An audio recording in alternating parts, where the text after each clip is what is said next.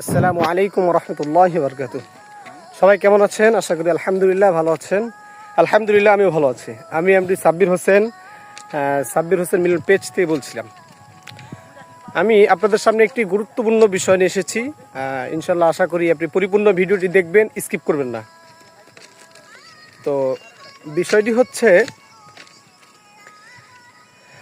আমাদের সমাজে কিছু সংখ্যক লোক আছে যারা সারাদিন হাড়ভাঙ্গা পরিশ্রম করার পরে দেখা যাচ্ছে সে অন্যায় কাজের দিকে ধাবিত হচ্ছে, হারাম কাজের দিকে ধাবিত হচ্ছে।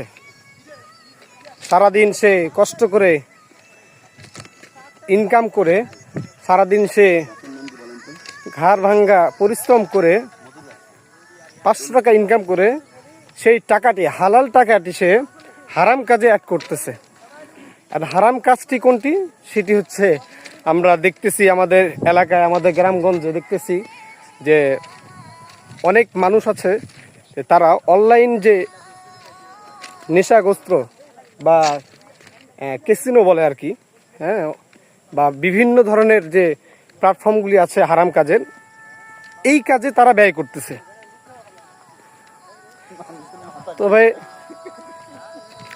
এইখানে সে চাইলে তার পরিবার, তার বাবা মা, তার আত্মীয় স্বজন, স্ত্রী সন্তান তাদেরকে দিতে পারত। অন্যায়ের পর অন্যায় সে করে যাচ্ছে, জুলুম করে যাচ্ছে তার পরিবারের সাথে।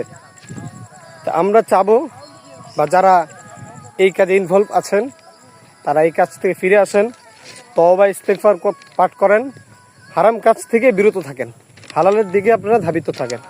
আর যারা করতেছে তাদেরকে উৎসাহিত করেন, যারা কখনো হারাম কাজ কখনো না করেন। এটাই তো। আমার ভিডিও দেখে অনেকের খারাপ লাগতে পারে, তবে আমি আর 10টা মানুষের যেন ভালো লাগে সেই জন্যই ভিডিওটি করা মূলত। এবং কি যারা এটার ভিতরে জড়িত আছেন, ইনভলভ আছেন, তারা এই হারাম কাজগুলো থেকে আপনারা বিরত থাকবেন।